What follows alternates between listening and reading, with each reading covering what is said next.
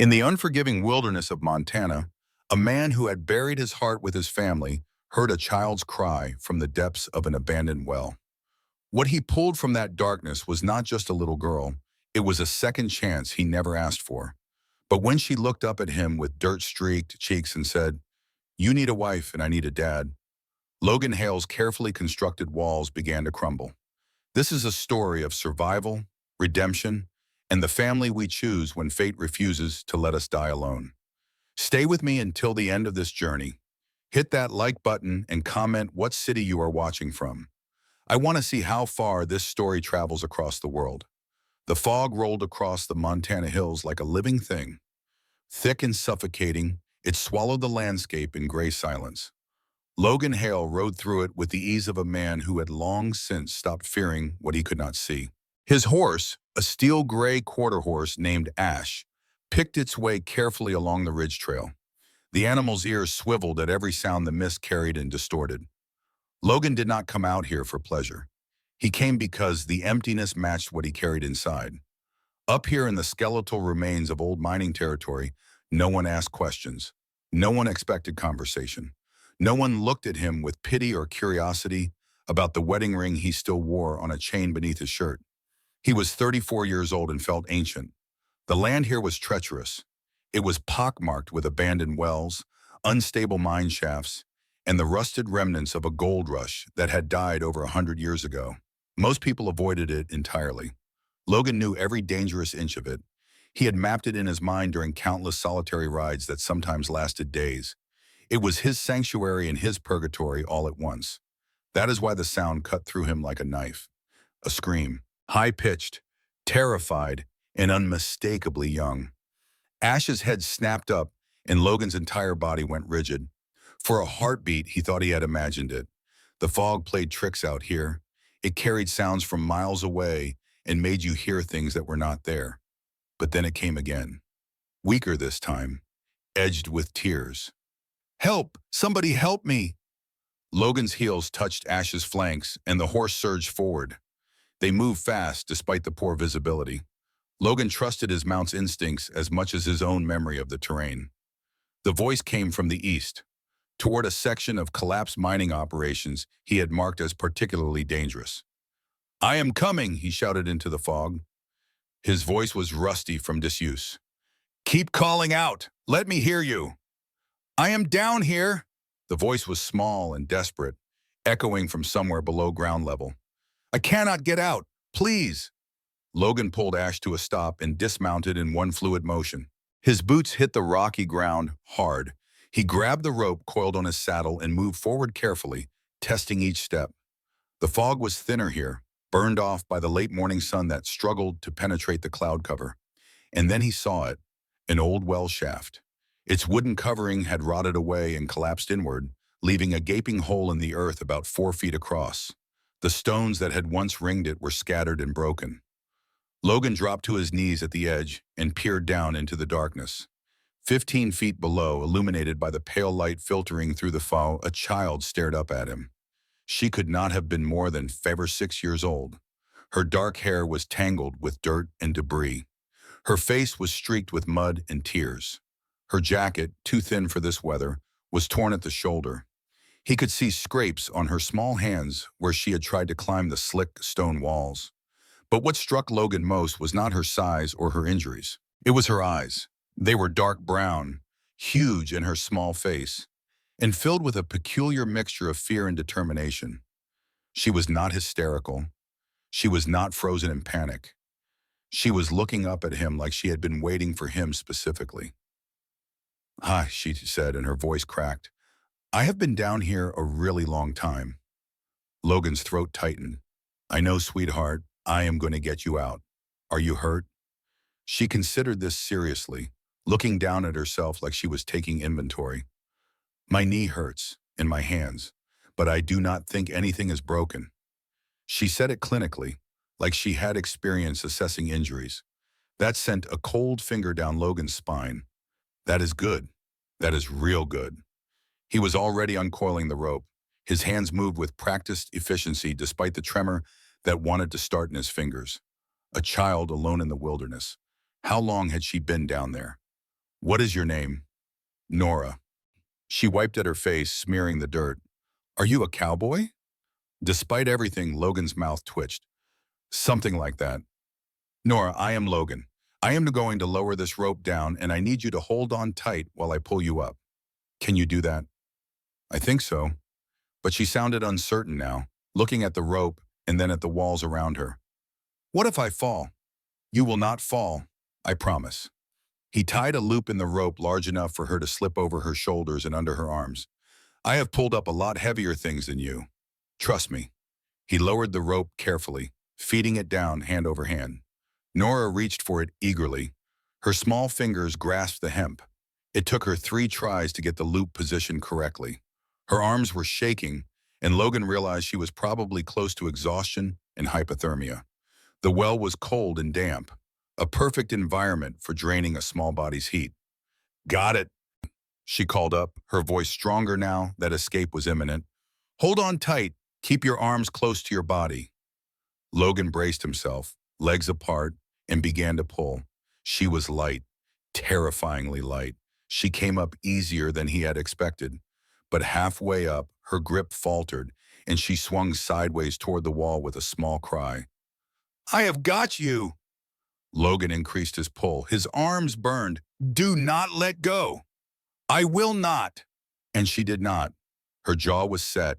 Her eyes were squeezed shut. She held on with a ferocity that seemed impossible for someone so small. Logan pulled her up and over the lip of the well in one smooth motion. Then he grabbed her under the arms and pulled her away from the edge. She collapsed against him, shaking violently, her small body racked with shivers and probably adrenaline crash. He did something he had not done in 3 years. He held a child. She was solid and real against his chest. Her heart hammered like a frightened bird's. She smelled like dirt and fear and something sweet. Maybe the shampoo her mother used. Logan's arms came around her automatically, and for a moment he could not breathe. Sarah would have been 7 now, almost Nora's age. You are okay, Atom, he heard himself soft, and his voice was rough. You are safe now. Nora did not let go immediately. She pressed her face against his worn canvas jacket and shook.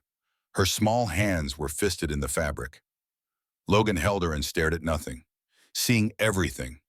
Memories he had buried deep threatened to surface. Finally, she pulled back and looked out at him. Her face was a mess of tears and dirt, but she was smiling, actually smiling. You came, she said simply, like she had known he would. Of course I came. What are you doing all the way out here? Where are your parents? Logan looked around the fog-shrouded landscape, seeing nothing, hearing nothing but the wind and Ash's quiet breathing. Nora's smile faded. Just my mom, and I do not know where she is. She swallowed hard. We were camping, but then she trailed off, her eyes getting distant. She told me to run and hide, so I did, but then I fell. Every instinct Logan had honed in his years as a ranch foreman and father screamed danger. Why did she tell you to run? But Nora just shook her head, her jaw set in a stubborn line. I am not supposed to talk about it. Logan did not push. Whatever had put a child alone in the wilderness with instructions to hide was trouble he did not need. But he could not exactly leave her out here. He shrugged out of his jacket and wrapped it around her small shoulders. It swallowed her, hanging almost to her knees. We need to find your mother. Do you remember which direction you came from? Nora pointed vaguely west, toward the deeper hills. That way, I think, but I was running for a long time. Okay. Logan stood and lifted her easily, settling her against his hip like it was the most natural thing in the world. His body remembered even if his mind had tried to forget. We will head west, see what we can find. You warm enough? She nodded against his shoulder, but he could still feel her shivering.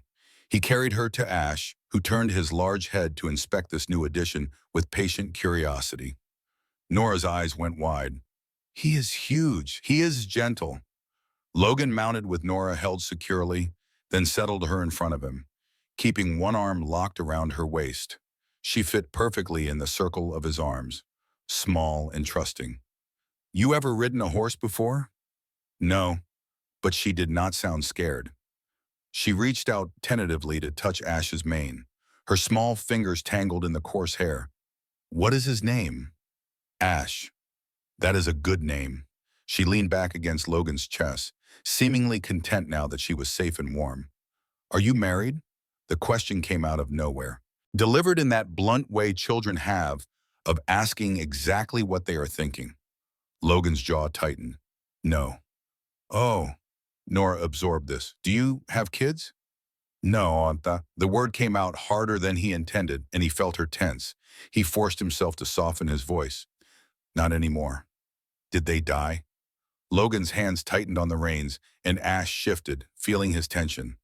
He should change the subject, deflect. Tell her it was not something they needed to talk about, but something about this child, this strange, fearless little girl who had survived alone in a well. Made him answer honestly. Yes, I am sorry. And she sounded it. Her small hand came to rest on his arm, a gesture of comfort that nearly broke him. That must make you very sad. It does. They rode in silence for a few minutes, following a game trail that wound through the hills. The fog was starting to burn off, revealing the harsh beauty of the Montana landscape. Rocky outcrops, stubborn pine trees, endless skyline. Then Nora spoke again, and her words stopped Logan's heart. You need a wife, and I need a dad. Maybe we could help each other. Logan pulled Ash to a halt. He looked down at the small head resting against his chest, at the tangle of dark hair and the thin shoulders under his too large jacket. Nora, I am just saying, she interrupted with the perfect logic of a 6-year-old. You are sad because you do not have a family anymore. And my mom and me, we do not have anybody either. And you seem really nice. So maybe, she trailed off, suddenly shy. Logan did not know what to say. Part of him wanted to laugh at the absurdity of receiving a marriage proposal from a child in a wilderness rescue. Part of him wanted to cry at the raw loneliness in her voice that mirrored his own. Let us find your mom first, he said finally, his voice gentle. Then we can worry about the rest. Okay. Nora seemed satisfied with this response. She settled back against him, her breathing starting to even out. But think about it. Despite everything, the strangeness of the situation, the danger that had sent this child running, the memories threatening to overwhelm him, Logan felt something crack inside him, something that had been frozen solid for 3 years. He did not know if it was hope or just the first thaw before more pain, but he felt it. They rode west. The terrain grew rougher, the hills steeper. Logan kept Ash to a careful walk, scanning constantly for any sign of human presence. Nora dozed against him, exhausted from her ordeal, occasionally stirring to murmur something he could not quite catch. It was nearly noon when he spotted the campsite. It was tucked into a shallow ravine, partially hidden by scrub pine and rock formations. A small tent, old and patched, was set up near a cold fire ring. Supplies were scattered around, not strewn like there had been a fight, but packed up hastily, like someone had been preparing to leave in a hurry. Nora, Logan shook her gently. Wake up, is this your camp? She blinked awake, disoriented for a moment, then focused on the tent. Her entire body went rigid. Yes, she whispered. But where is my mom? Logan dismounted carefully, keeping Nora in his arms until he could set her on her feet. Stay close to me. He approached the campsite cautiously, every sense alert. The tent flap was open, revealing a neat interior, sleeping bags, a few clothes, some books. Nothing valuable, nothing that screamed wealth or targets worth pursuing. But everything about this spoke of people running, living rough, staying mobile. Elena! Nora's voice cracked as she called, Mom, where are you? No answer, just the wind through the pines and the distant call of a crow. Logan did a quick circuit of the area, reading the ground like text, multiple sets of footprints, booted feet. Larger than the woman's prints he could see near the tent. Men, at least 3 of them. They had come from the east, surrounded the camp, signs of struggle near the fire ring. Disturbed dirt, a knocked-over coffee pot, and then the trail led north, deeper into the hills. The woman's footprints were there, but so were the men's. They had taken her. Did your mom have a phone? Logan asked, already knowing the answer. Nora shook her head. She said phones could be tracked. We do not use them anymore. Of course not. Logan's mind raced. piecing together a picture he did not like. Woman and child alone, camping rough in dangerous country, no phone, instructions to run and hide if trouble came. The child's casual knowledge of injury assessment, the fear beneath her brave facade. They were running from something, or someone, and that someone had found them. Nora. Logan crouched down to her level, keeping his voice calm despite the urgency building in his gut. I need you to tell me the truth now. Who is your mom running from? The little girl's face crumpled, and for the first time since he had found her, she looked like what she was, a terrified child in way over her head. My dad, she whispered. His name is Calvin, and Mom says he is going to kill her. Logan felt ice in his veins, domestic violence, pursuit across state lines, a man dangerous enough to track his ex through wilderness. This was worse than he had thought. How long have you been running? 6 months, maybe longer. I do not know anymore. Tears spilled down her cheeks. We had a house and I had school and friends, but then Dad hurt Mom really bad, and she took me, and we left in the middle of the night. We have been moving ever since. And he has found you. He always finds us. Nora's voice was hollow, hopeless.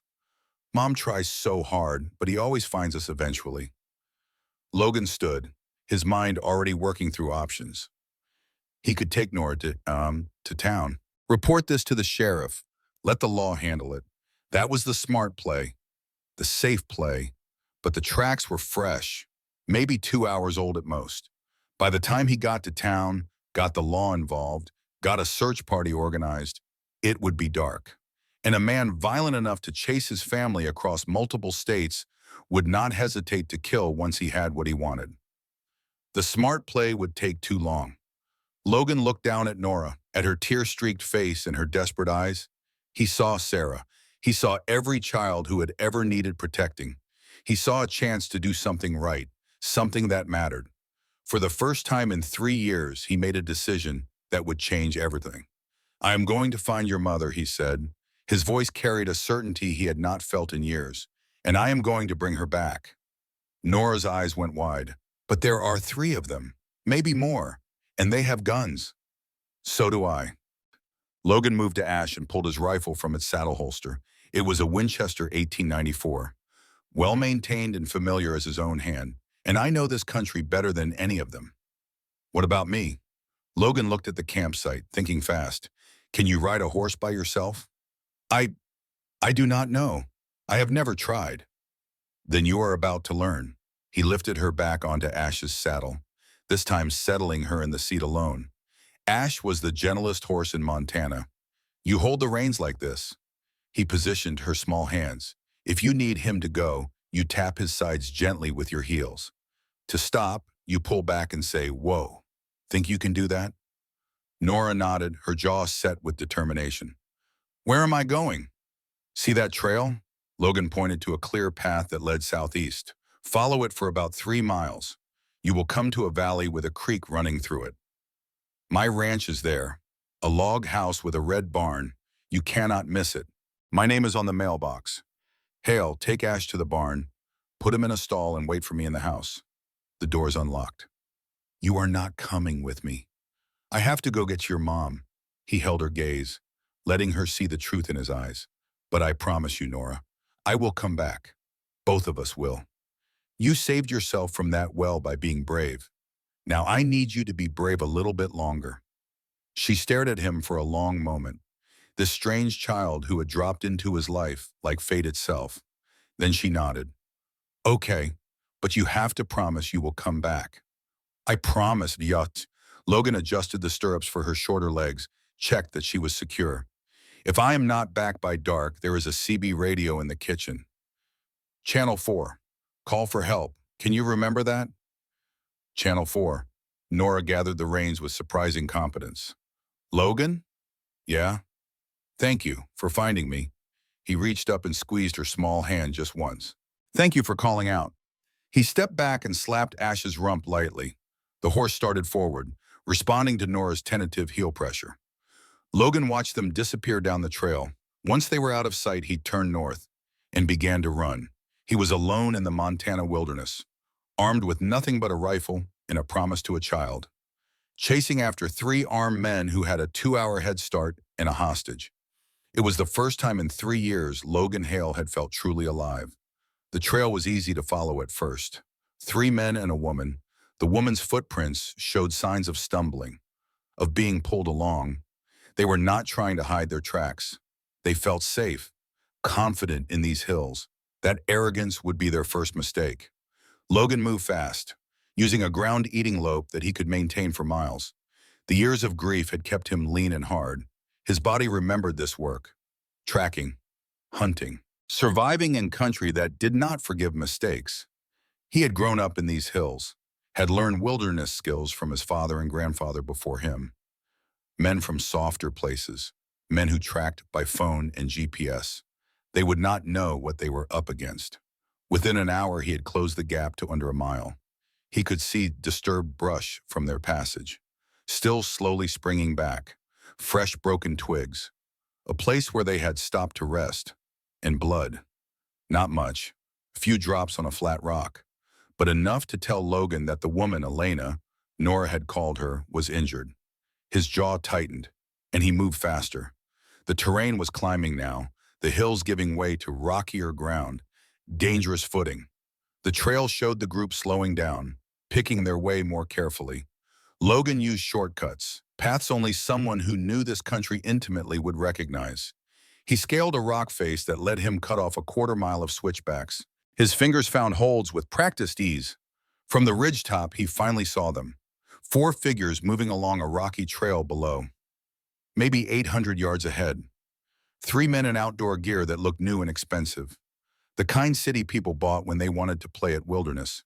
And between them, supported roughly by 2 of the men, a woman with dark hair. Logan dropped into cover behind an outcrop and studied them through his rifle scope. The men were in their 30s or 40s, fit but not military. One of them, the one leading the group, had a handgun on his hip. The others did not show weapons, but that did not mean they were not armed. They were dragging Elena more than walking with her. Her left ankle was swollen, visible even at this distance. That is where the blood had come from. A bad sprain or possibly a break, aggravated by forced marching. And the man in the lead, the one who kept grabbing Elena's arm when she faltered. Even at this distance, Logan could see the casual cruelty in the gesture. Calvin. Had to be. Logan settled his breathing, considering options.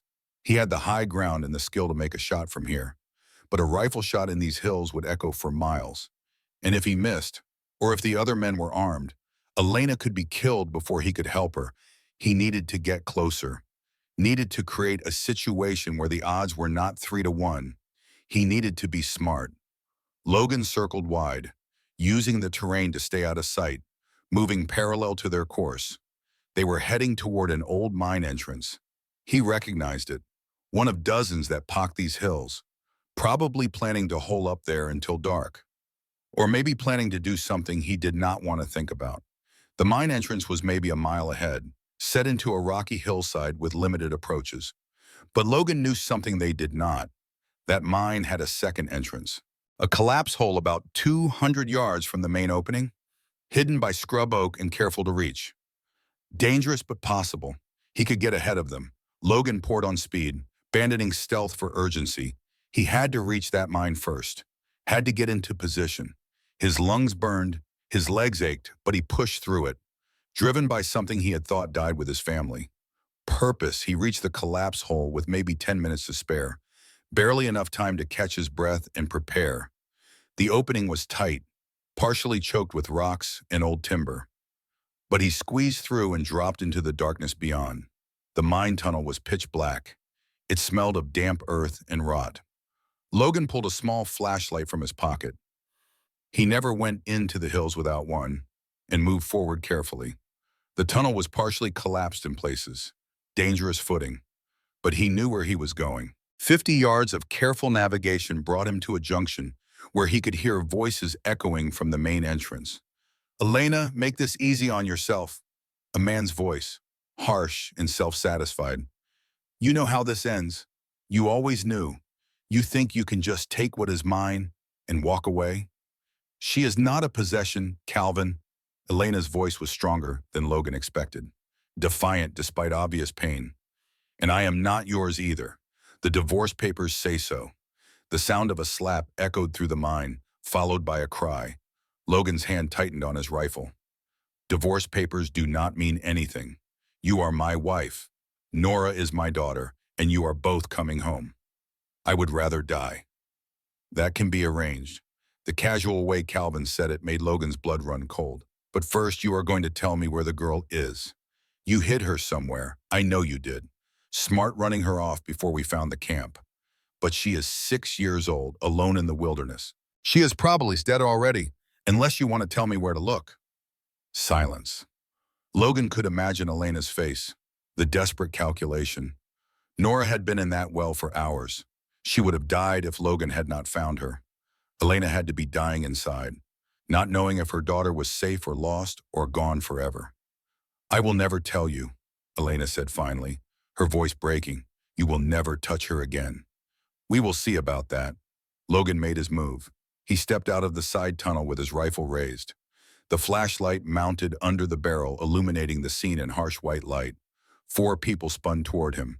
3 men and 1 woman, exactly as he had tracked. Elena was on the ground, blood on her lip, her ankle twisted at a bad angle. Calvin was standing over her, his hand raised for another blow. The other 2 men were off to the sides, and one of them was reaching for something under his jacket. Do not. Logan's voice cut through the space like a whip. Hands where I can see them. All of you. For a heartbeat, no one moved. The tableau held.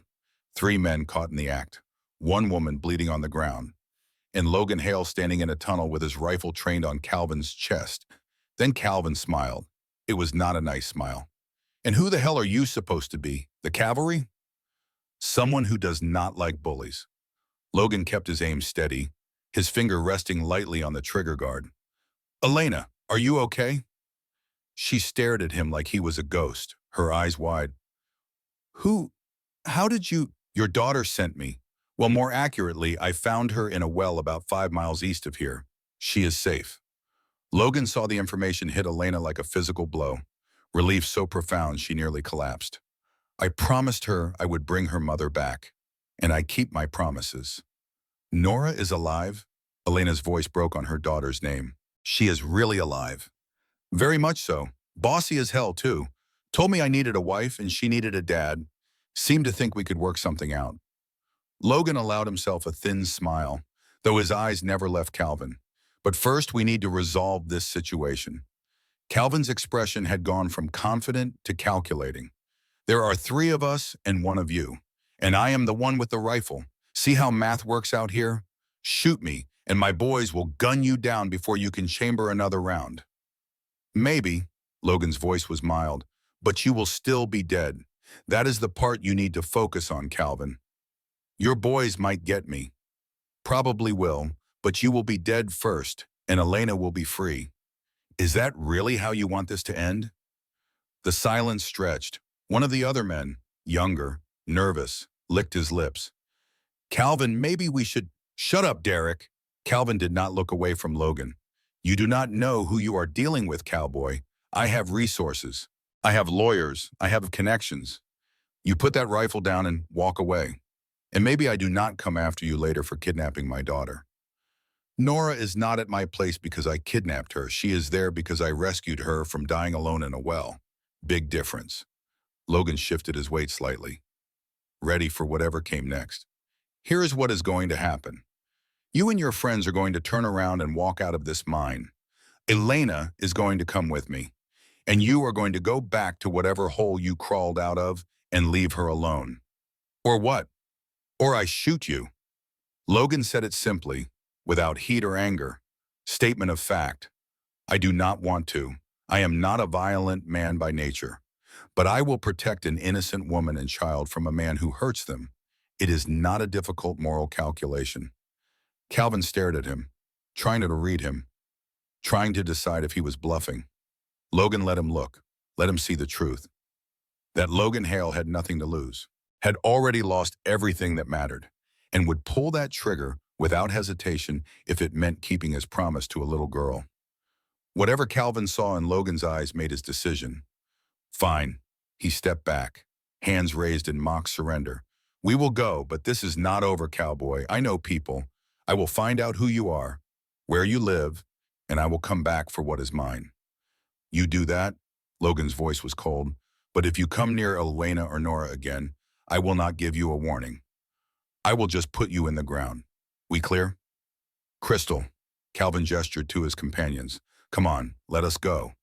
The three men filed past Logan, giving him wide berth. Calvin paused at the tunnel entrance, looking back at Elena with something ugly in his eyes. This is not over, Elena. You know it is not. Then they were gone, their footsteps echoing away into the afternoon. Logan waited until the sound faded completely before he lowered his rifle and moved to Elena. She was shaking, tears streaming down her face, not from pain but from relief so overwhelming it could not be contained. Nora is really safe? She asked again, like she could not quite believe it. Safe as houses. Logan crouched beside her, examining her ankle with gentle hands. Probably spoiling my horse and eating me out of house and home by now. She is quite something, your daughter. She is, Elena laughed, and it came out as half a sob. She is everything. Your ankle is in bad shape, probably a severe sprain, maybe a fracture. Can you walk? I do not know, I do not think so. She tried to put weight on it and went white, biting back a cry. Okay, plan B. Logan set his rifle aside and without asking permission picked Elena up. She was light, too light. Months on the run had carved the weight off her frame. I'm going to carry you out of here. It is about 5 miles back to my place. You okay with that? Elena stared up at him. This stranger who had appeared out of nowhere to save her. Why are you helping us? Because your daughter asked me to, and because, Logan paused, then said simply, because I could not save my own family. Maybe I can save yours. He carried Elena out of that mine and into the sunlight, and with every step, the frozen thing in his chest continued its slow, painful thaw. The walk back took longer with Elena in his arms, but Logan kept a steady pace. She did not speak much. Shock and exhaustion had set in, but occasionally she would murmur her daughter's name like a prayer. When they finally crested the last hill and saw the valley below with Logan's ranch spread out like something from a simpler time, Elena gasped. It is beautiful. It is home. And maybe, Logan thought, looking down at the woman in his arms and thinking of the fierce little girl waiting for them, it could be home for more than just him. They descended toward the ranch as the sun began its slide toward evening, painting the Montana sky in shades of gold and red, and waiting in the barn doorway, small and determined and whole, was Nora. She started running the moment she saw them. Mom! Mom! Elena was crying again, and Logan set her down carefully so mother and daughter could collapse into each other's arms.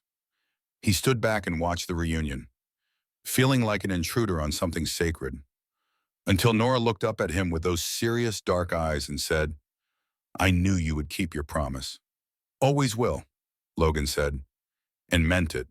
As twilight settled over the ranch and Logan helped Elena inside while Nora chattered about every detail of her adventure, something fundamental shifted in the universe. A man who had been dead in all the ways that mattered began slowly and painfully to come back to life.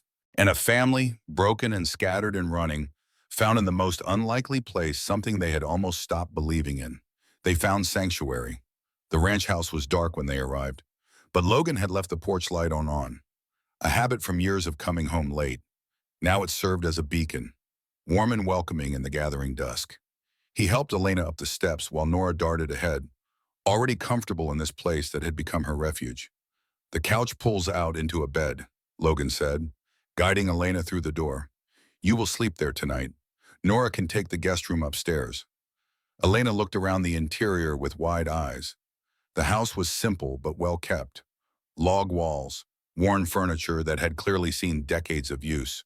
Photographs on the mantle that Logan quickly moved past.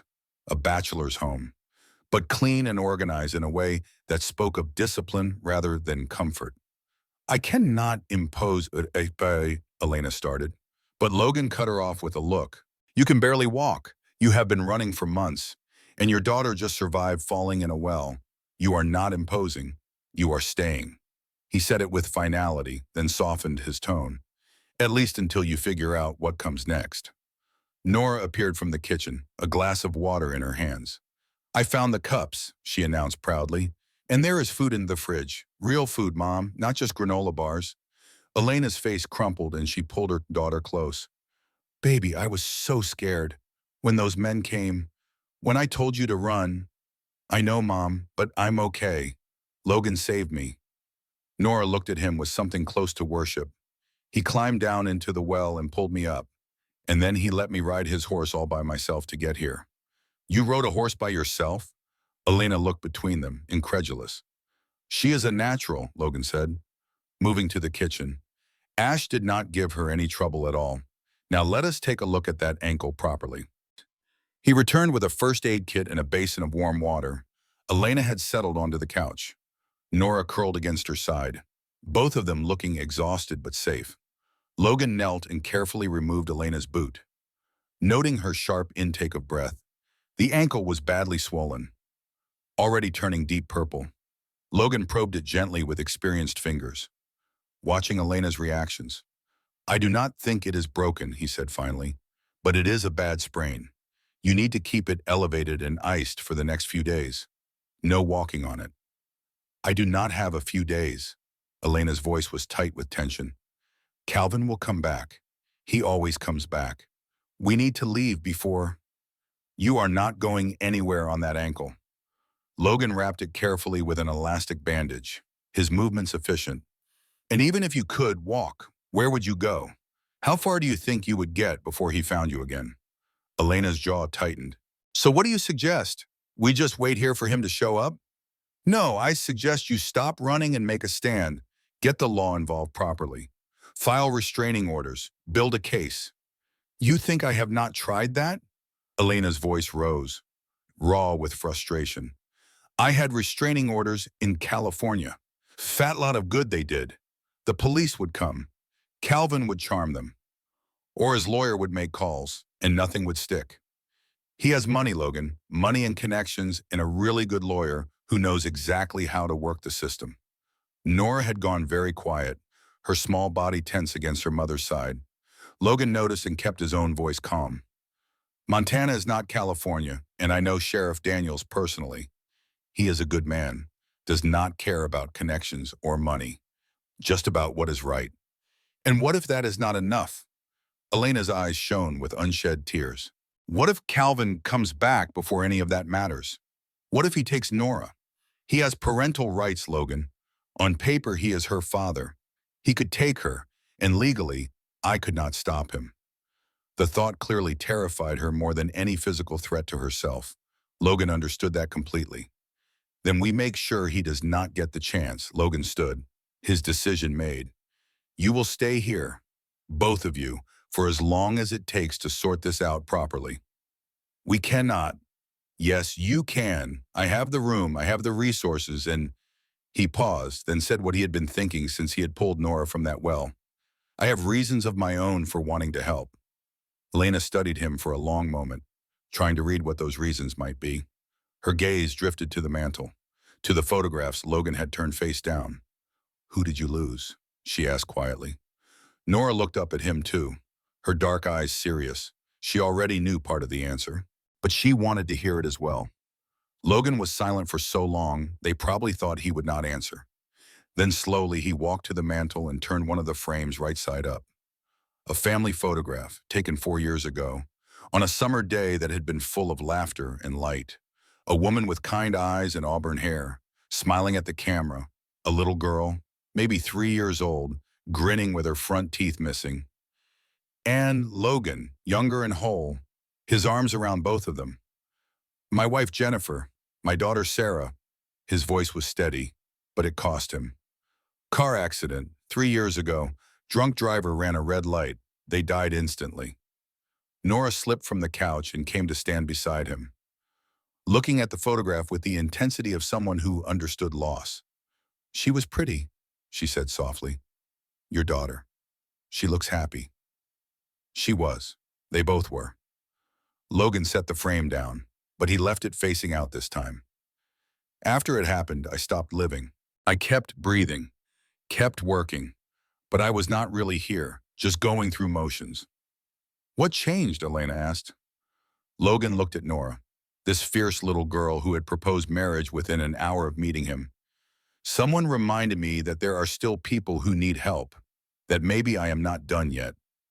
The moment stretched between them, heavy with understanding.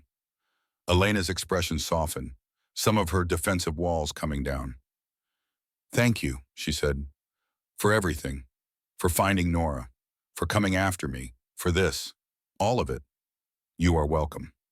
Logan moved toward the kitchen again, needing to break the intensity. Now let us figure out food. I am betting neither of you has eaten properly in days. Weeks, Nora admitted cheerfully.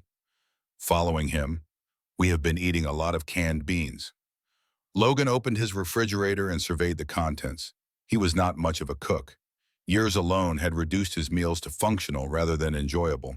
But he could manage something better than canned beans. How about eggs and toast? Maybe some bacon.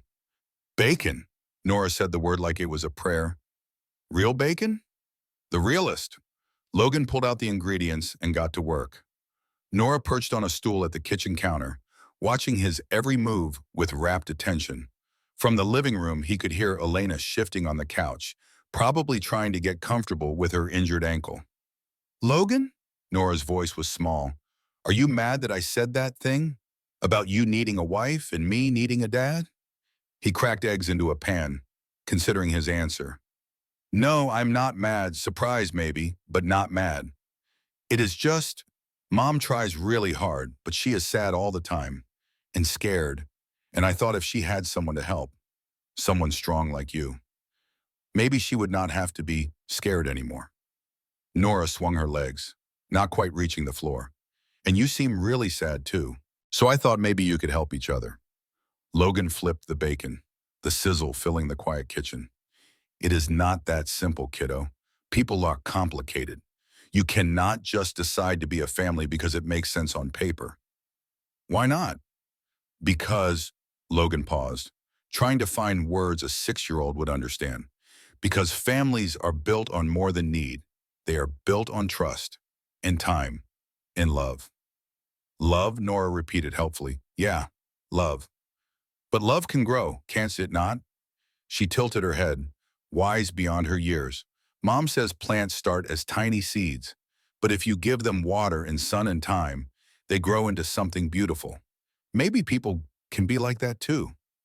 Logan looked at this child who had been through hell and somehow still believed in hope, in growth, in the possibility of beautiful things emerging from tiny seeds.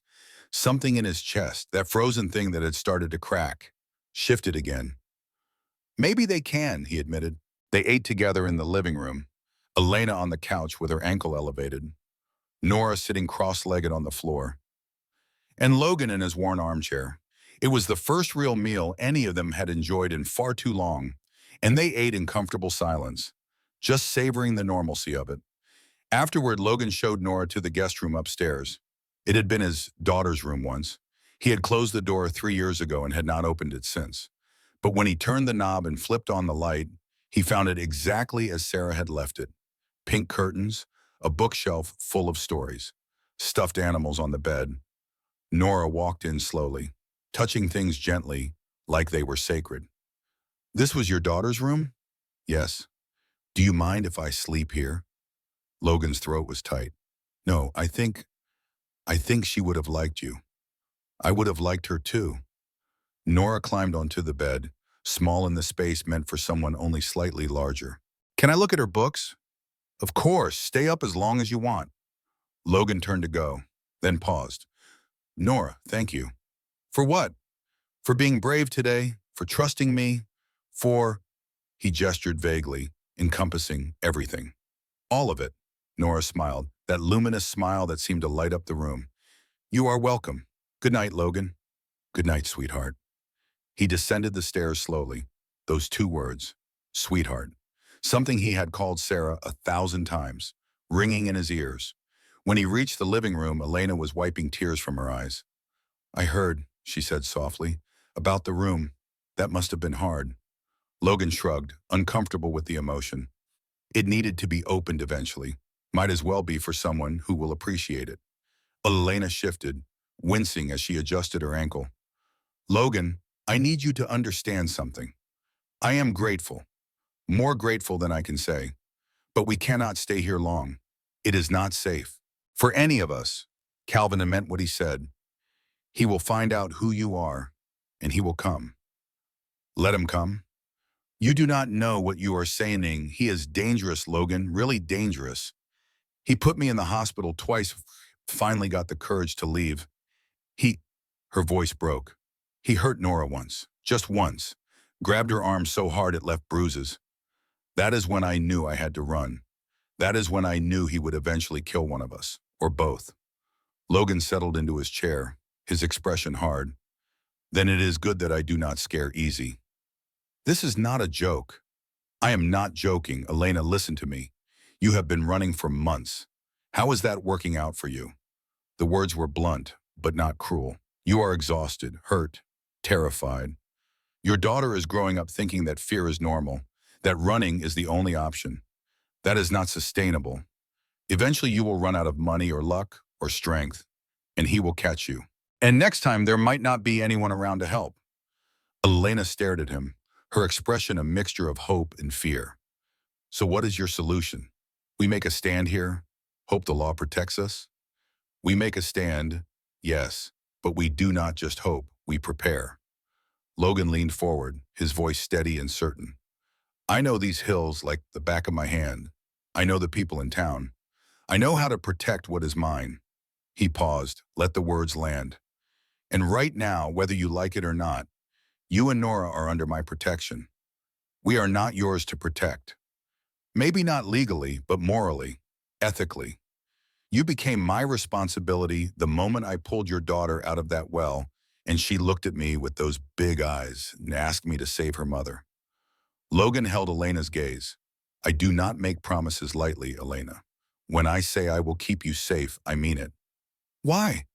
The question burst from her, raw and desperate. "Why would you do this for strangers? Why would you risk yourself for people you just met?" Logan was quiet for a long moment, and when he finally spoke, his voice carried the weight of 3 years of grief and guilt and slowly dawning redemption. "Because I could not save Jennifer and Sarah. I was not there when they needed me. I was at the ranch, working on a fence line miles away when that drunk driver ran the red light.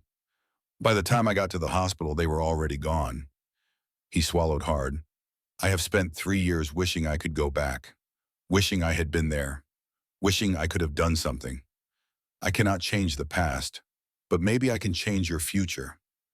Elena's tears spilled over. "That is not your burden to carry." "Maybe not, but I am carrying it anyway." Logan stood, needing to move. "Look, you do not have to decide anything tonight. Sleep on it. Tomorrow we will call Sheriff Daniels. Get the ball rolling on proper protection. We will do this right. Legal and smart, but please, do not run. Not yet. Give this a chance." Elena wiped her eyes, then nodded slowly. "Okay, one day at a time. We will try it your way. That is all I am asking." The days that followed fell into an unexpected rhythm. Elena's ankle kept her mostly immobile, but she insisted on helping where she could, folding laundry one-handed, directing Nora in setting the table, offering to help with meals. Logan refused most of it, telling her to rest, but he secretly appreciated the signs of life returning to his home. Nora, meanwhile, attached herself to Logan like a shadow. She followed him to the barn in the mornings, chattering constantly about everything and nothing. She helped feed the horses. Logan had 3 others besides Ash, and learned to fill water buckets and measure out grain. She asked 1,000 questions about ranch life, about Montana, about everything she saw. "Why do you not have any chickens?" she asked on the 3rd morning, standing in the barn doorway while Logan mucked out stalls. "Used to, got rid of them after—" He paused. "After it was just me. Did not see the point. We should get chickens. Fresh eggs are better than store eggs. Mom says so." Logan leaned on his pitchfork, looking at this tiny girl making plans for his ranch. "We? Well, yeah. If we are going to stay, we should have chickens. And maybe a garden. Mom is really good at gardens. She can grow anything." Nora's face fell slightly. "She has not been able to, though, since we have been running. You need to stay in one place for a garden. The longing in her voice for permanence, for normal things like chickens and gardens. Hit Logan hard. This child should be worried about homework and playground games, not running from her father and living out of a tent. Tell you what, Logan said, making a decision that would have surprised him a week ago. If you are still here in spring, we will talk about chickens and a garden. Deal? Nora's face lit up like sunrise. Really? Really? Really? But that means your mom has to agree to stay that long. Think you can convince her? I will try. She needs convincing about a lot of things, but I am very persuasive. I noticed. Logan returned to his work, hiding a smile. Now, you want to learn how to properly brush a horse? Or are you just going to stand there plotting? Both. I can multitask. True to his word, Logan called Sheriff Daniels that afternoon. The sheriff was a man in his 50s, weathered and no nonsense, with eyes that did not miss much. He arrived at the ranch within an hour of the call, his cruiser kicking up dust on the long driveway. Logan met him on the porch, shaking hands firmly. Thanks for coming, Jim. Logan, the sheriff nodded, then glanced past him to where Elena sat on the couch, visible through the screen door. Got a situation? You could say that. Logan explained the basics, the rescue, the pursuit. Calvin Wright in his threats. He kept it factual, but the sheriff read between the lines. You are harboring the woman and child fleeing domestic violence, Jim said when Logan finished. And the husband has made threats. You know what you are getting into? I know. Jim studied him for a long moment. Have not seen you take interest in much of anything for 3 years, Logan. Now suddenly you are playing protector to strangers? They are not strangers anymore. Logan's voice was firm. And they need help. Proper legal help. Can you provide that? The sheriff was quiet, thinking. Then he nodded. Let me talk to the woman. Get her statement. Then we will see what we can do. 12 days of peace. That is how long the sanctuary lasted. 12 days of healing and laughter, and something that felt dangerously close to hope. Nora learned to ride properly, her face radiant with joy as she circled the corral on Ash. Elena started walking with a cane, her ankle healing faster than expected. Logan fixed the porch swing that had been broken since the accident and found Elena sitting there in the evenings, watching the sunset with an expression of peace he suspected she had not worn in years. They became a strange little unit, not quite a family, but not separate either. Something in between, something fragile and new and terrifying in its potential. But underneath the normalcy, the threat lingered. Logan installed motion sensors around the property, positioned security cameras at key points, made sure his rifle was always within reach. He slept lightly, waking at every unusual sound, constantly vigilant. And he waited, because men like Calvin Wright did not give up. They did not accept defeat. And Logan knew with the certainty of someone who had seen darkness in human nature that the confrontation was not over. It was just postponed. The peace shattered on the 12th day. Logan was in the barn, showing Nora how to properly clean a saddle. Elena's ankle had healed enough for her to move around with a cane, and she had insisted on going into town with them that morning for supplies. It was her first venture beyond the ranch since the mine, and Logan had watched her face as they drove through the small downtown. The mixture of fear and determination. The way her eyes tracked every vehicle, every stranger. But nothing had happened. They had shopped at the general store, stopped by the diner for lunch, and returned home without incident. For a few hours, it had felt almost normal. Like this, Nora held up the saddle soap, applying it in careful circles the way Logan had shown her. Perfect. You are a natural at this. Logan watched her work, feeling that now familiar warmth in his chest. In less than 2 weeks, this child had worked her way so deeply into his life that he could not imagine the ranch without her. The sound of her laughter, her endless questions, her absolute certainty that everything would work out. It had become essential. Logan, Elena's voice called from the house, sharp with an edge he did not like. Can you come here? He was moving before he had consciously decided to, instinct taking over. Stay here, he told Nora, already halfway to the barn door. But, stay here. His tone left no room for argument. Logan crossed the yard in long strides, his hand automatically checking the pistol he had started wearing at his hip. Elena was standing at the kitchen window, her face pale, staring at something on the road beyond the property line. What is it? A car, black SUV. It has been sitting there for 10 minutes, just watching the house. Her voice was steady, but her hands were shaking. It is him, Logan. I know it is. Logan moved to the window, staying to the side where he would not be easily visible. Sure enough, a black Escalade sat on the road about 200 yards from the ranch entrance. The windows were tinted, making it impossible to see inside, but the vehicle's presence was deliberate, threatening. Could be anyone, Logan said, but he did not believe it. It is him. Elena's certainty was absolute.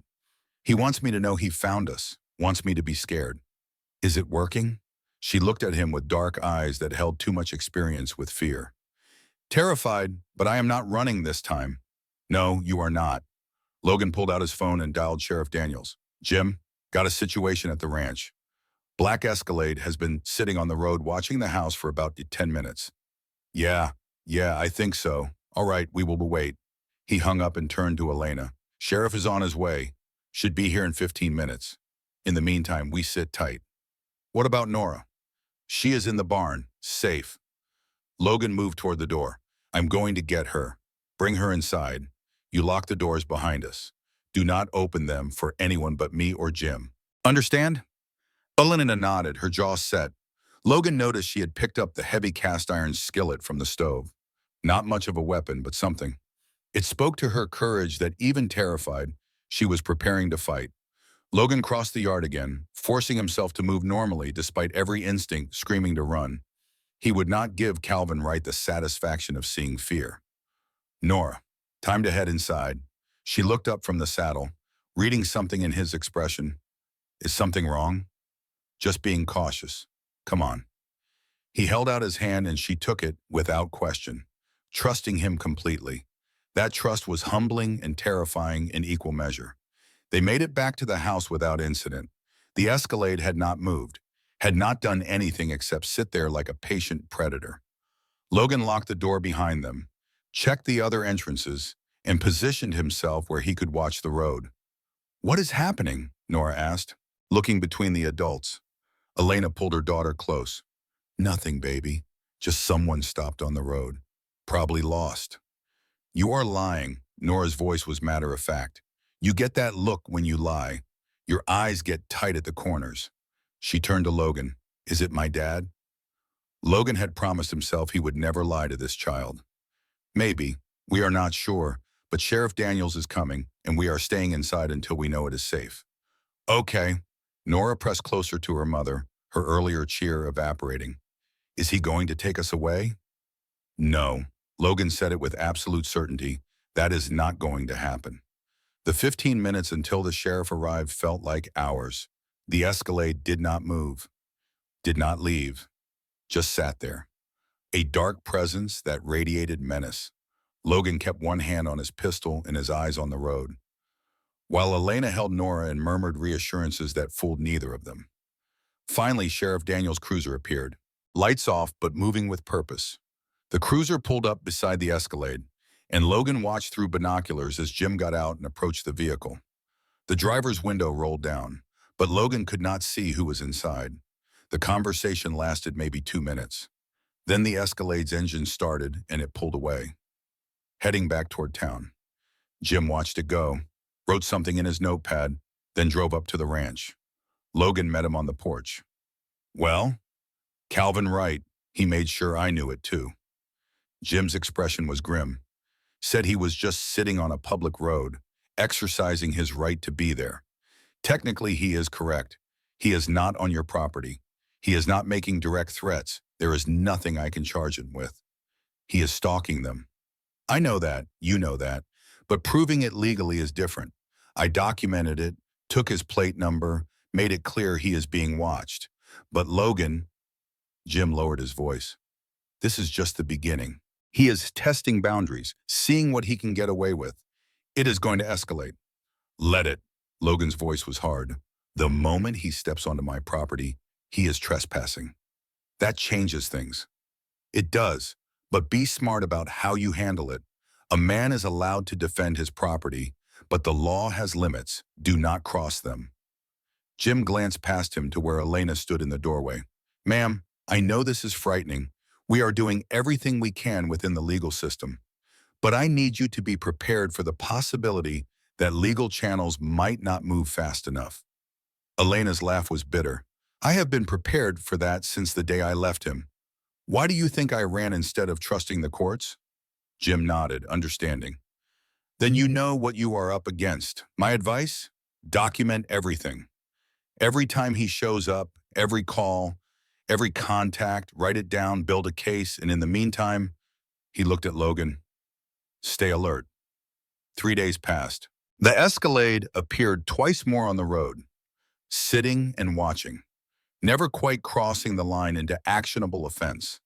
Each time Jim came and documented it, and each time Calvin Wright drove away smirking. The tension was unbearable. Elena barely slept. Logan never slept. Nora tried to maintain her usual cheer, but it was forced, fragile. They were all waiting for the other shoe to drop. It dropped on Saturday morning. Logan found it when he went to feed the horses. A photograph, tacked to the barn door, Elena and Nora, taken from a distance with a telephoto lens. They were in town from their shopping trip. Elena was smiling at something Nora had said, her guard down for just a moment. Someone had drawn a red X over both their faces. Logan tore the photo down, fury burning through him. Calvin Wright had been here, on his property, close enough to walk to the barn and leave this threat, while Logan had been inside, probably sleeping in that chair at dawn. Wright had been out here, violating their sanctuary. He took the photo to the house where Elena was making breakfast. She went white when she saw it. He was here, on the property. Her voice was barely a whisper. Last night, probably. Or early this morning. Logan was already on the phone to Jim. Sheriff, he escalated, found a photograph on my barn door. Yeah, we are pressing charges. Criminal trespass, stalking, terroristic threatening. I want him arrested. But when Jim arrived and examined the photo, his expression was regretful. Logan, I want to help, but look at this objectively.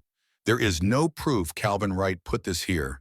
No fingerprints, no witnesses, nothing tying him to it directly. Who else would it be? I believe you, but belief is not evidence.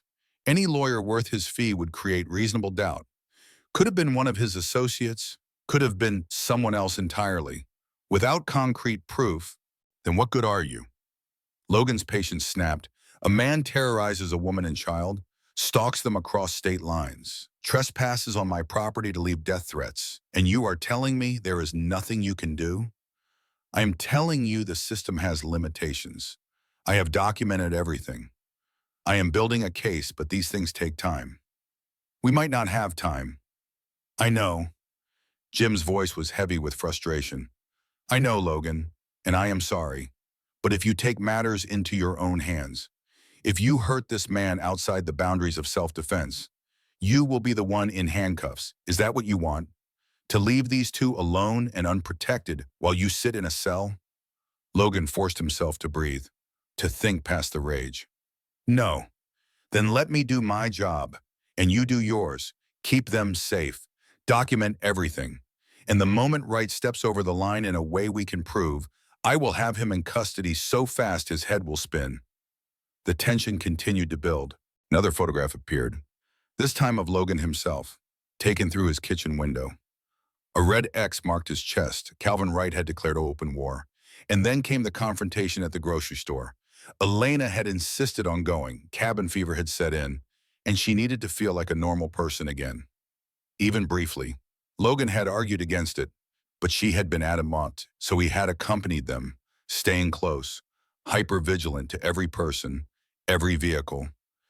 They had been in the store for maybe 10 minutes when Logan heard Nora's voice, high and frightened. Mom. He turned to see Calvin Wright standing at the end of the aisle, blocking the exit. He was a big man, well-dressed, with the kind of smile that made Logan's fists clench. Behind him were two other men, probably the same ones from the mine.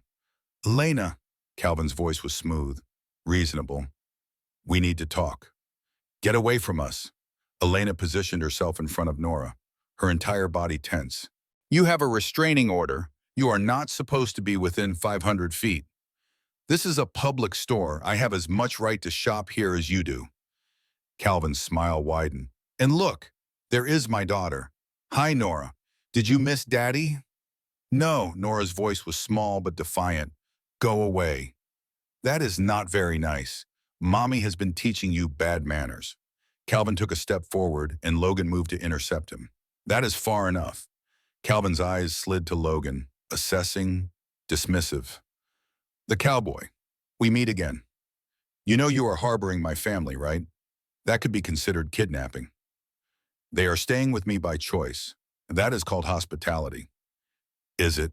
Because from where I stand, it looks like you are interfering in a domestic matter, playing hero to a woman who has probably told you all sorts of lies about me. Calvin's voice dropped, became conspiratorial. She does that, you know, lies, manipulates, makes herself out to be the victim when really she is just unstable, running from place to place, dragging my daughter through hell, refusing to let me be a father. I have seen her injuries, Logan said flatly, seen the fear in her eyes, seen the way her daughter flinches at raised voices. Do not stand there and gaslight me out about who the victim is. Calvin's expression hardened. You do not know what you are talking about. Elena, this is your last chance. Come home, bring Nora. We will forget all this unpleasantness. Be a family again. We were never a family. We were hostages. Elena's voice was steady despite her fear. And I would rather die than go back. That can be arranged. Calvin said it quietly. And Logan saw the flash of pure rage beneath the civilized veneer. This man was dangerous, not just violent, but unhinged in his obsession. Are you threatening her? Logan asked, his voice carrying deliberately. Several other shoppers had stopped, were watching the confrontation. In front of witnesses? In a public place? Calvin seemed to realize he had made a mistake. His expression smoothed back to false pleasantness. Of course not. I am just trying to have a conversation with my ex-wife about our daughter's welfare. Is that a crime? Violating a restraining order is. I am not violating anything. I am shopping. If she happens to be in the same store, that is coincidence. Logan pulled out his phone. Sheriff Daniels. Logan Hale. Calvin Wright is at Morrison's General Store confronting Elena and Nora in violation of the restraining order. Yeah, we are here now. No physical contact yet. Right. He hung up and looked at Calvin. Sheriff is 2 minutes away. You want to stay and explain your coincidence? Or would you rather leave? Calvin's jaw tightened, but he stepped back. Fine. We will go. But this is not over, cowboy. I know people. I will find out who you are, where you live, and I will come back for what is mine. The threat was unmistakable. He turned and walked toward the exit, his two companions following. But at the door he paused, looking back at Elena with something ugly in his eyes. This is not over, Elena. You know it is not. Then he was gone, leaving Logan with a fury so intense it took every ounce of control not to follow and drag the man back by his collar. Elena collapsed against the nearest shelf, shaking violently. Nora wrapped her arms around her mother's waist, tears streaming down her face. Other shoppers were staring, whispering. Logan wanted to shield them from the attention, from the public exposure of their private terror. Come on, he said gently, touching Elena's shoulder. Let us go home. That night, Logan made a decision. I am done waiting for the law to work, he told Elena. From now on, we do this my way. What does that mean? It means we prepare. For war, if necessary. He spent the next day transforming the ranch into a fortress. Motion lights at every corner. Cameras covering all approaches. Tripwires strung across the game trails. Not to hurt anyone, but to alert him if they were crossed. He positioned emergency supplies at strategic points. Water, first aid kits, extra ammunition. He cleared sight lines and identified fallback positions. Elena watched him work, understanding what each preparation meant. You really think he will come? I know he will come. Men like Calvin do not make threats and then walk away. They escalate until someone stops them. Logan strung another wire, testing its tension. The question is not if, it is when. And you are ready for that? As ready as I can be. He looked at her directly. Elena, I will not lie to you. If Calvin comes with enough men, with enough firepower, I might not be able to stop them, but I can make it costly. I can make them work for every inch. And I can make sure you and Nora have time to get away if it comes to that. I am not running anymore.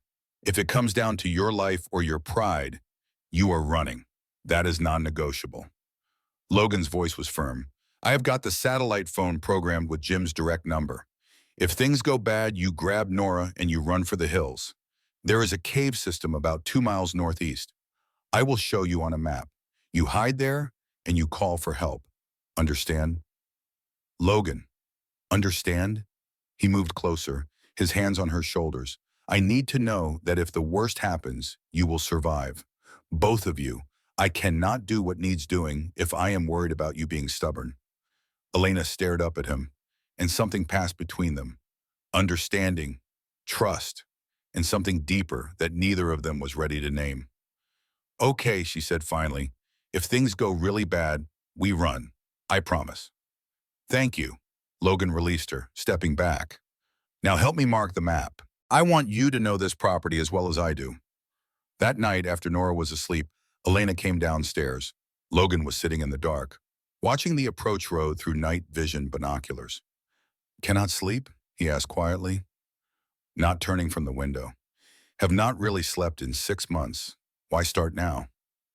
She settled onto the couch near his chair, wrapping a blanket around her shoulders. Logan, there is something I need to ask you. What? If something happens to me, if Calvin gets past your defenses, if something goes wrong, I need to know Nora will be safe. Nothing is going to happen to you. But if it does, Elena leaned forward, intense. Logan, I need you to promise me something. If I do not make it through this, you will take care of her. Not just keep her safe until she can be placed with social services, but actually take care of her, raise her, give her the life she deserves. Elena, I know it is a huge thing to ask. I know you barely know us, but she loves you, Logan. In just 2 weeks, you have become the father figure she has never had. She feels safe with you, and I cannot, her voice broke. I cannot stand the thought of her ending up in foster care. Or worse, with Calvin getting custody because there is no one else. Promise me. Logan looked at this woman who had been through hell and was still fighting, still protecting her daughter even while planning for the worst. He thought about Nora's hand in his, her absolute trust, the way she had brought light back into his dead house. I promise, he said, and meant it with every fiber of his being. If anything happens to you, which it will not, Nora will have a home here always. Elena's tears spilled over. Thank you for everything, for being the kind of man who keeps promises, for seeing us as people worth protecting, she struggled with the words, for making me believe that maybe not all men are like Calvin. Most men are not like Calvin. Most men do not hurt the people they are supposed to protect. I know that intellectually, but knowing and believing are different things. She wiped her eyes. Being here, watching you with Nora, seeing how gentle you are despite your size and strength, it is teaching me that maybe I can trust again. Maybe not all of this is hopeless. Logan wanted to go to her, to offer comfort, but he kept his position by the window. They could not afford distraction, could not afford to let their guard down even for a moment. You should go back upstairs, he said gently. Try to sleep. I will keep watch. Will you wake me if anything happens? You will be the first to know. Elena stood, but paused on her way to the stairs. Logan, that thing Nora said about you needing a wife and her needing a dad. Yeah, she was not entirely wrong. Elena said it quickly, like ripping off a bandage, then hurried upstairs before he could respond. Logan sat in the darkness, those words echoing in his mind, and for the first time in 3 years, felt something other than grief when he thought about the future. The attack came 4 nights later. Logan was in the living room, every light in the house off, watching the approach road through night vision binoculars. Elena and Nora were upstairs, supposedly sleeping, though he doubted either of them was. It was past midnight when the motion sensor on the northeast perimeter triggered. Logan was moving before conscious thought, grabbing his rifle and checking the monitors. The northeast camera showed movement, a figure in dark clothing moving carefully through the trees, then another figure, then a third. Elena! He kept his voice low but urgent. Get Nora. Get her dressed and ready to run. Now. He heard her move immediately. No questions, no hesitation, just action. Logan watched the monitors, counting. 3 men visible. But there could be more outside camera range. They were moving with purpose, trying to stay in shadows, but not doing a particularly good job. These were not military or law enforcement, just thugs Calvin had probably hired. The question was whether Calvin himself was with them. His phone buzzed, a text from an unknown number. Come out, Hale, let us talk like men, or I start shooting up your pretty ranch. So Calvin was out there. Good. Better to face him directly than wonder when he would strike. Logan texted back, touch my property and I put you in the ground. The response was immediate. Big words from 1 man against 4. Send Elena and Nora out and I will leave you alone. Otherwise, we are coming in. Logan's response was to turn off all the interior lights, plunging the house into darkness. He heard Elena and Nora coming down the stairs, moving carefully. Status, Elena's voice was steady, but he could hear the fear underneath. 4 men, including Calvin. They are demanding you and Nora. I declined. Logan moved to the window, rifle ready. You remember the route to the cave? Yes. Then listen carefully. I am going out there to engage them. While they are focused on me, you take Nora and run. Do not look back. Do not wait to see what happens. Just run. Logan, no, you cannot face 4 armed men alone.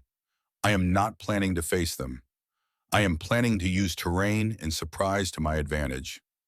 He looked at her in the darkness, wishing he could see her face clearly. Trust me, Elena, I know what I am doing, and I need you safe more than I need you here. A gunshot cracked through the night. One of the front windows exploded. Nora screamed. Elena pulled her down to the floor. Logan returned fire immediately, aiming for the muzzle flash. He heard a cry of pain, at least a graze, maybe more. They are not here to talk, Logan said grimly. They are here to kill me and take you. So we are doing this my way. Elena, go now. Out the back door and run. I cannot leave you. You can and you will, for Nora, for me, because if you stay, I will be too worried about you to do what needs doing. Logan grabbed her shoulder, squeezing hard. Go, please. Another shot hit the house, this time taking out a rear window. They were surrounding the building, trying to pen him in. Logan had maybe seconds before his advantage evaporated. Elena seemed to realize this. She pulled Nora to her feet, hugged Logan hard and fast, and whispered, do not you dare die on us. Then she was moving, pulling Nora toward the back door. Logan covered them, firing twice more to keep the attackers focused on the front of the house.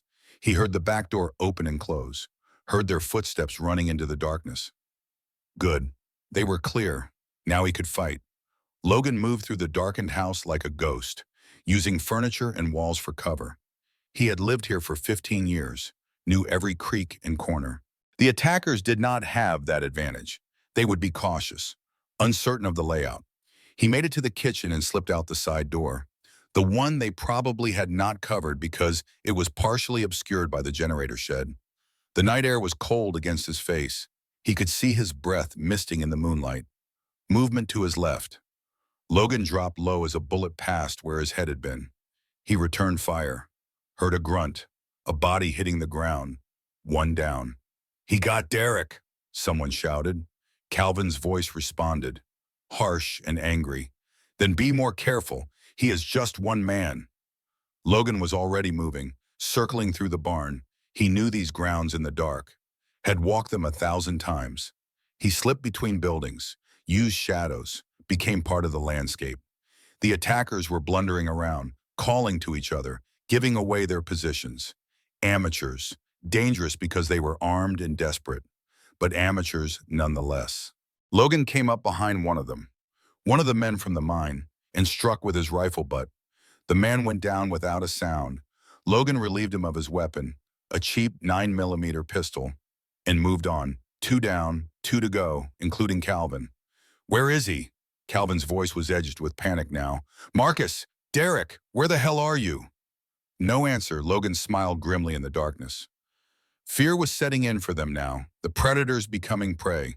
He let them stew in it, let their imaginations work against them. A twig snapped to his right. Logan melted against a tree trunk, becoming invisible. The third man passed within 6 feet of him, breathing hard, his gun waving nervously. Logan let him pass, then stepped out behind him. Drop it. The man spun, and Logan tackled him before he could fire. They went down hard, fighting for control of the weapon. The man was bigger, heavier, but Logan had training and desperation. He got the gun away, used it as a club, and the man stopped moving. 3 down. It is just you and me now, Calvin, Logan called into the darkness. Your boys are done, and you are on my land, where I am legally allowed to defend myself. So what is it going to be? You leave now, or you do not leave at all. Silence. Then Calvin's voice, coming from near the barn. You think you have won? You think this is over? I will burn this place to the ground. I will kill you and take what is mine. They are not yours. They never were. People are not possessions. Elena is my wife. Nora is my daughter. They belong to me. Calvin's voice had lost all pretense of sanity. And you? You are just some pathetic widower playing hero. You think you can replace your dead family with mine? It does not work that way. The words hit hard, but Logan pushed through the pain. You are right about one thing. I cannot replace Jennifer and Sarah, but I can honor their memory by protecting people who need protecting. By being the kind of man they believed I was. Noble, stupid, but noble. Calvin's voice moved, circling. Here is what is going to happen. You are going to tell me where Elena and Nora went, and then you are going to let me leave, or I am going to burn this barn down. And I know you have got horses in there. You want their deaths on your conscience? Logan's blood ran cold. He could hear Ash and the other horses moving restlessly in the barn. Sensing danger, Calvin was right. If he set fire to the building, the horses would burn. But if Logan revealed Elena and Nora's location, they would die instead. You will not do it, Logan said, though he was not entirely sure. You set that fire and the smoke will bring Sheriff Daniels running. You will never get away. I do not care anymore. I do not care about anything except getting my family back. Calvin's voice was raw, unhinged. So make your choice, cowboy. The horses or the humans. What is it going to turn to? The decision was taken from him when flames suddenly blossomed in the barn's far corner. Calvin had brought gasoline, had already poured it, had just been waiting for the right moment. The fire caught fast, feeding on old dry wood. The horses screamed. Logan did not think. He ran for the barn, threw open the main doors, and started releasing horses from their stalls. They bolted past him. Terrified by the flames and smoke, Ash was last, the big gray rearing and fighting the halter. Logan got it off, slapped the horse's rump, and Ash thundered out into the night. That is when Calvin hit him from behind. They went down together, rolling through straw and smoke. Calvin had a knife, was trying to drive it into Logan's ribs. Logan blocked, twisted, got a knee up into Calvin's gut. They broke apart, both scrambling to their feet, circling in the burning barn. You ruined everything, Calvin screamed.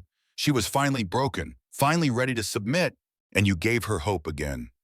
I will kill you for that. Then come try. Logan's voice was cold, lethal. He had left his rifle outside, had nothing but his hands. But that was enough. Calvin charged, Logan sidestepped, used the man's momentum against him, drove him face first into a support post. Calvin's nose broke with an audible crack, blood pouring, but he spun back, slashing with the knife, opening a cut on Logan's forearm. The pain was distant, unimportant. Logan grabbed Calvin's wrist, twisted until he heard bones crack, and the knife fell. Then he hit Calvin, once, twice, 3 times, putting all his fear and rage and protective fury into the blows. Calvin went down and did not get up. Logan stood over him, breathing hard, blood running down his arm. The barn was fully ablaze now, the heat intense. He grabbed Calvin's collar and dragged him out into the cold night air, away from the flames. Sheriff Daniels arrived 10 minutes later. 3 cruisers, screaming up the drive with lights and sirens. Jim took one look at the burning barn, the 3 unconscious men zip-tied near the house, in Calvin Wright's broken form on the ground, and shook his head. "You have had a hell of a night." "You could say that." Logan was sitting on the ground now, suddenly exhausted. His arm was bleeding steadily, and he was pretty sure he had cracked ribs from Calvin's initial tackle. "They came to kill me and take Elena and Nora. I defended my property." "So I see." Jim crouched beside him. "Where are the women?" "Safe, hidden. I will call them back once this is cleaned up." Paramedics arrived, started treating wounds. Calvin Wright was loaded into an ambulance under armed guard. His face a ruin, his wrist bent at an unnatural angle. The other 3 men were arrested, read their rights, taken away. The barn burned. The fire department came, but there was nothing to be saved. Logan watched it collapse, taking with it a structure his grandfather had built, thinking about the price of protection and whether it was worth it. Then he thought about Nora's laugh and Elena's tears and the way they had made his dead house feel like a home again. And he knew the answer. Some things were worth any price. As dawn broke over the smoldering ruins, Logan pulled out his satellite phone and made the call. "Elena, it is over. Come home." Elena and Nora appeared on the ridge just as the sun cleared the eastern hills, 2 silhouettes against the golden light. Logan watched them descend, his injured arm bandaged but still throbbing, his body aching from the fight, but his heart somehow lighter than it had been in years. Nora broke into a run when she saw him, her small legs churning across the uneven ground. "Logan! Logan, you are okay!" He caught her with his good arm, lifting her despite the protest from his ribs. She wrapped herself around him like a vine, sobbing into his shoulder. "I thought he was going to kill you. I thought we would never see you again. Takes more than that to get rid of me." Logan's voice was rough with emotion. He looked over Nora's head to Elena, who had stopped a few feet away, staring at the smoking ruins of the barn. Her face was pale, shocked. "Your barn," she whispered. "He burned your barn." "Wood and nails can be rebuilt." Logan set Nora down gently, then moved to Elena. "You are safe, that is what matters. But you lost everything in there. Your grandfather's work, and it is my fault. If we had not—" "Stop." Logan took her face in his hands, forcing her to meet his eyes. "None of this is your fault. Calvin made his choices. I made mine. And I would make the same choices again in a heartbeat." Elena's tears spilled over. "You could have died, but I did not. We are all here. We are all safe. That is what matters." He pulled her close, and she collapsed against him, her whole body shaking with relief and delayed shock. Over her head, Logan saw Sheriff Daniels approaching, his expression carefully neutral. "We need statements," Jim said quietly. "But they can wait a few hours. Get yourselves cleaned up. Get some rest. I will come back this afternoon." "What about Calvin?" Elena's voice was muffled against Logan's chest. "In custody at the hospital, under armed guard, multiple charges, attempted murder, arson, assault, criminal trespass, violating a restraining order. With the physical evidence and multiple witnesses, the DA says he is looking at 20 to 30 years minimum." Jim's voice softened. "He is not going to hurt you again, Ms. Wright. That is a promise." Elena sagged, and Logan tightened his hold. "What about the other 3? Hired muscle from out of state. They are talking, trying to cut deals.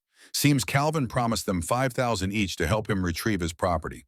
They are looking at accomplice charges for everything Calvin did." Jim shook his head. "Stupid men making stupid choices for money. Tale as old as time." After Jim left, Logan guided Elena and Nora into the house. The interior was damaged. Bullet holes in walls, broken windows, smoke damage, but structurally sound, fixable. He settled them in the living room while he made coffee with shaking hands, the adrenaline finally wearing off, leaving him hollow. "You are hurt worse than you are saying," Elena observed, watching him favor his ribs. "Couple of cracked ribs, maybe. I have had worse." Logan brought her coffee, then collapsed into his chair with a groan he could not quite suppress. I will live. You need to see a doctor. Later. Right now, I just need to sit here and remember that we won. The weeks that followed were chaotic in the best possible way. The town rallied. Neighbors Logan had barely spoken to in 3 years appeared with tools and lumber to help rebuild the barn. The hardware store owner offered supplies at cost. The diner sent over meals for a week straight. Small town life, Elena said. Watching a crew of volunteers frame the new barn, they take care of their own. Are we their own now? Nora asked, passing nails to one of the workers with serious concentration. Seems like it, Logan answered.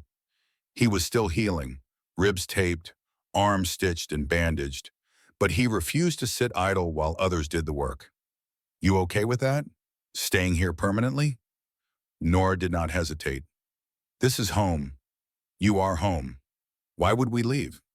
It was that simple for her. Calvin Wright's trial was short. Elena took the stand and told her story. Logan sat in the gallery, Nora beside him, offering silent support as Elena recounted years of abuse, of fear, of running. The evidence was overwhelming. The jury deliberated for less than 2 hours, guilty on all counts. When the verdict was read, Elena sagged with relief. Nora buried her face in Logan's shoulder, crying tears of release, and Logan felt the last piece of tension he had been carrying dissolve. It was really over.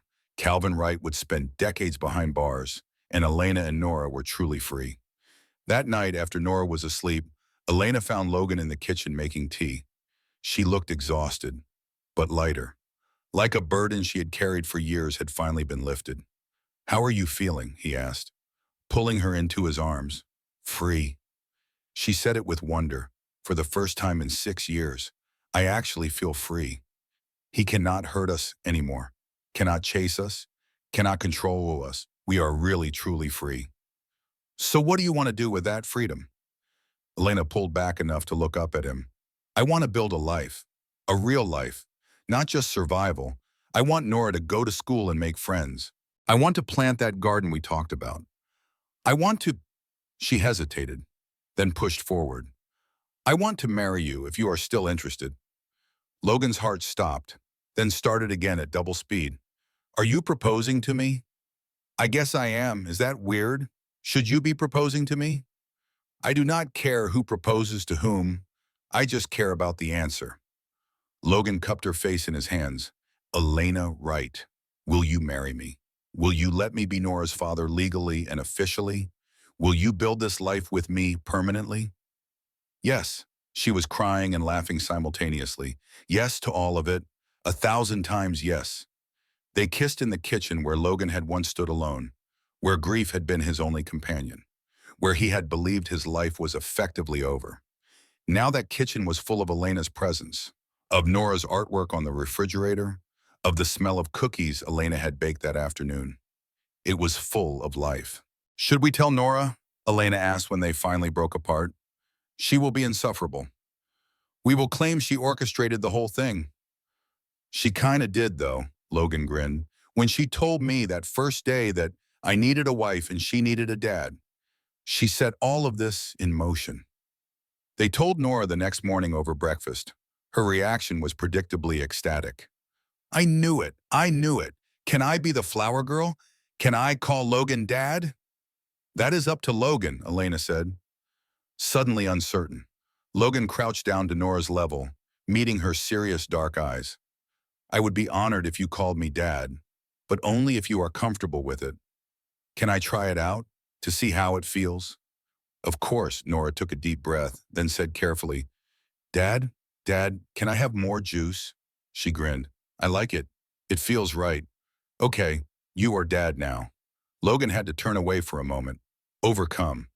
Jennifer and Sarah were gone, would always be gone. Nothing would ever replace them, but this, being chosen by this brave little girl who had survived so much, was its own precious gift, a different kind of love, but love nonetheless. The wedding was small, held on the ranch under open Montana sky. Nora served as flower girl, scattering petals with theatrical flair. Sheriff Daniels gave Elena away, having become something of a father figure to her over the months. And when the minister said Logan could kiss his bride, he did so thoroughly, to Nora's delighted cheers and the crowd's applause. When he pulled back, Elena whispered, "Thank you for finding us, for saving us." "Thank you for letting me," Logan replied. "You saved me right back." Years passed. A baby boy named Samuel joined the family. Nora grew into a fierce teenager, still bossy, still certain she had orchestrated everything. The ranch flourished, with chickens and a garden, just as Nora had planned, and Logan Hale, the man who had been dead in all the ways that mattered, lived fully and completely, surrounded by the family he had chosen, and who had chosen him. On the anniversary of the day he had pulled Nora from that well, the family gathered on the ridge where it had all begun. "Do you remember what I asked you that day?" Nora called over. "How could I forget?" Logan answered. "You proposed marriage on behalf of your mother before I had even gotten you out of the hole. I was very forward-thinking." Nora grinned, unrepentant. "And I was right. You did need us. We did need you. Look at how well it all worked out." Elena leaned against Logan's shoulder. "This is perfect," she said softly. "This moment right here. Perfect." "Yeah," Logan agreed, his voice thick with emotion. "It really is." And in that moment, on a ridge in Montana where a child's cry had once shattered his isolation, Logan Hale understood something profound. Life had taken everything from him once. His wife, his daughter, his purpose, his hope. But life had also given back, in forms he never expected, teaching him that love was not a finite resource to be hoarded and mourned. It was renewable, expandable, capable of growing in the most unlikely soil.